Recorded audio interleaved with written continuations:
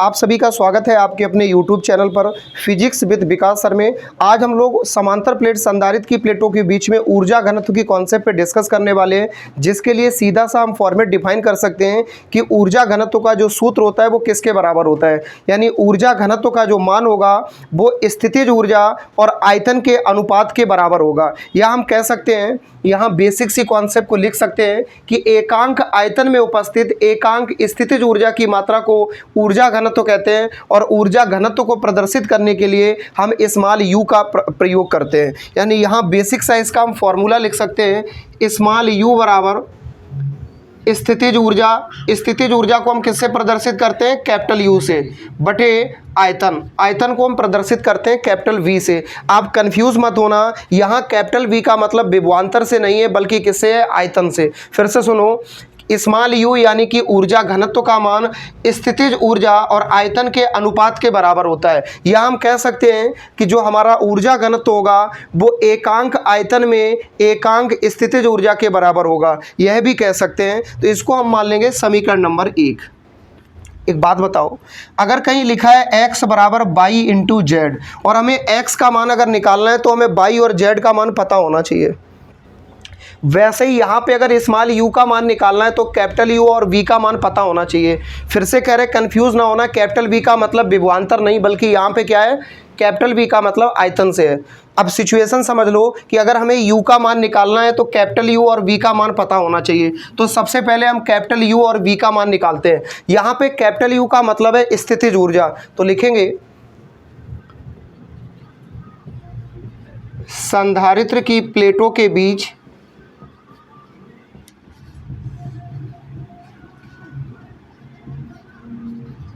स्थितिज ऊर्जा।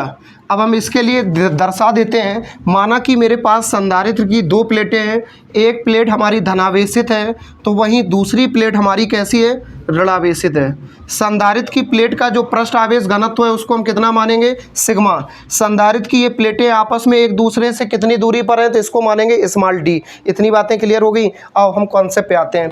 हमें संधारित्र की प्लेटों के बीच स्थितिज ऊर्जा निकालनी है। आपको हमने डेरिवेशन में एक बार हल करके भी बताया है कि संधारित्र की स्थितिज ऊर्जा का मान U बराबर हाफ CV स्क्वायर होता है। तो हम सबसे पहले स्थितिज ऊर्जा निकाल रहे हैं, तो U बराबर लाला आपने सूत्र पढ़ा है हाफ CV स्क्वायर।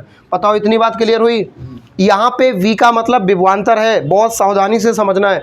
तो U बराबर हाफ CV स्क्वायर हो गया, यानी स्थितिज ऊर्जा का मान चाहिए तो C और V का मान पता होना चाहिए, जिसमें V का मान क्या है? इन दोनों प्लेटों के बीच विभवांतर ये वही रहेगा। अब हमें किसका मान चाहिए? C का। बहुत सावधानी से देखो C क्या होगा? ये संधारित्र की दोनों प्लेटों के बीच में धारता है। तो बताओ समांतर प्लेट संधारित्र की धारता का सूत्र हमने वो भी डेरिवेशन से हल करवाया है, यहाँ पे हम लिख देते हैं। अब बताओ, संधारित्र की दोनों प्लेटों के बीच में संधारित्र की धारता का निगमन हमने कराया था, जिसका मान कितना आया था? एक सूत्र आया था C बराबर के A epsilon not upon D, जिसमें K का मतलब क्या था? माध्यम का परावैद्युतांक। तो यहाँ पे हम फाइनली लिख सकते हैं के A epsilon not upon small D. इतनी बात क्लियर हो गई? अब ये C का मान यहाँ रख लो, तो फाइनली हम लिख सकते हैं U बराबर हाफ, इस कैपिटल C का मान हो गया के A epsilon not upon D, और इनटू में क्या लिख देंगे लाला? We square. बताओ इतनी बात क्लियर हो गई? हमने ऐसा क्यों किया? एक्चुअली हमें इस कैपिटल यू और कैपिटल वी का मान चाहिए। यानी कैपिटल यू का मतलब है स्थितिज ऊर्जा और कैपिटल वी का मतलब यहाँ आयतन। ये दोनों के मान निकाल के यहाँ रख देंगे, बस मेरा आंसर आ जाएगा। हमने सबसे पहले स्थितिज ऊर्जा मान निकालने की तैयारी की, U बराबर हाफ CV स्क्वायर, जिसमें C क्या है? संधारित्र की धारता। दो हमने संधारित्र की प्लेटें मानी जिनका पृष्ठ आवेश घनत्व तो सिग्मा है। एक प्लेट धनावेशित वहीं दूसरी प्लेट ऋणावेशित, और एक दूसरे से कितनी दूरी पर है? D मीटर की दूरी पर है। तो यहाँ बेसिक सिर्फ सूत्र होता है, हमने खुद आपको डेरिवेशन में हल करवाया है। समांतर प्लेट संधारित्र की धारता C बराबर के A epsilon not upon D. इस C का मान हमने रख दिया के A epsilon not upon D, बाकी पूरा का पूरा वैसे ही लिखा है, बस U का मान निकल आया। इसको लाला मान लेंगे हम समीकरण नंबर 2। एक मान निकल आया, एक और रह गया V। V है क्या? आयतन। आयतन किसके बराबर होता है? क्षेत्रफल गुणे दूरी। तो लिखेंगे, यहाँ लिख लेते हैं आयतन के मान के लिए।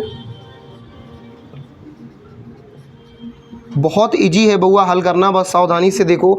आयतन के मान के लिए तो आयतन बराबर आपने सूत्र पढ़ा होगा क्षेत्रफल गुणे दूरी, मान रखो। आयतन को हम वॉल्यूम बोलते हैं, इसको कैपिटल वी से प्रदर्शित करते हैं। क्षेत्रफल को इंग्लिश में एरिया बोलते हैं, ए से प्रदर्शित करते हैं। दूरी को इंग्लिश में डिस्टेंस बोलते हैं, किससे प्रदर्शित करते हैं, डी से। इसको हम मान लेंगे लाला समीकरण नंबर 3। अब कहोगे सर समीकरण मान के रह गए, नहीं, हमें 2 मान चाहिए थे, मिल गए। हमें देखो एक मान चाहिए था स्थितिज ऊर्जा का और एक मान हमें किसका चाहिए था, आयतन का। दोनों मान निकल आए, समीकरण 2 और 3 से उठा के यहाँ रख दो। तो समीकरण 2 और 3 से उठा के रख तो दे रहे हैं आपको, हम पूरे YouTube की दुनिया की सबसे सरल भाषा में इस कॉन्सेप्ट को डिफाइन कर रहे हैं, इसलिए चैनल को सब्सक्राइब करना ना भूलें। तो हम यहाँ लिखेंगे समीकरण 2 व 3 से V, देखो बेटा समीकरण 2 और 3 से किसका मान रख रहे हैं, U और V, U व V का मान समीकरण 1 में रखने पर, चलो 1 में रख रहे हैं तो इसी U का मान चाहिए था इज्जत से। चलो इस कैपिटल U का मान हमने कितना ज्ञात किया है, 1/2, बहुत सावधानी से, KA ε0/d, देखते रहो, और इनटू में क्या लिखा है, V²। बहुत सावधानी से, गलती नहीं होनी चाहिए। ये निकाला समीकरण 2 से, हमने U का मान यहाँ रख दिया। अब बटे में किसका रखना है, V का मान, और V के मान के रूप में क्या है, A × D। बताओ इतनी बात क्लियर हो गई। अच्छा ये वाला जो D लिखा है ये कहाँ आ जाएगा, बटे में। क्या ये सही है, हाँ ये सही है, ये D हमारा बटे में आ जाएगा। तो इसको हम लिखेंगे U बराबर, और ये 2 भी मेरा बटे में आ जाएगा। सावधानी से देखो, तो इसको लिख सकते हैं 1/2, ऐसे लिखो इज्जत से। रुक जाओ बेटा, गलती नहीं होनी चाहिए। पहले एक बात याद रखो, 1/2 को अलग कर लो, क्लियर।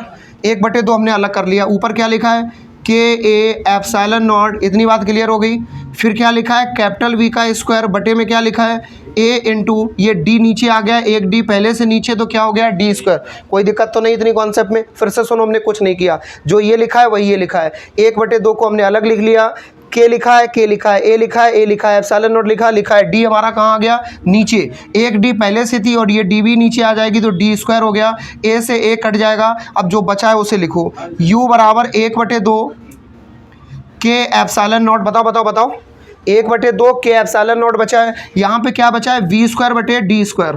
बोलो, एक काम करो, इस V²/D² को हम कुछ लिख सकते हैं। पहले इसको इज्जत से लिखो, स्मॉल u बराबर 1/2 K ε0, इसको हम लिख सकते हैं V/D का होल स्क्वायर। बताओ V/D का होल स्क्वायर लिख सकते हैं।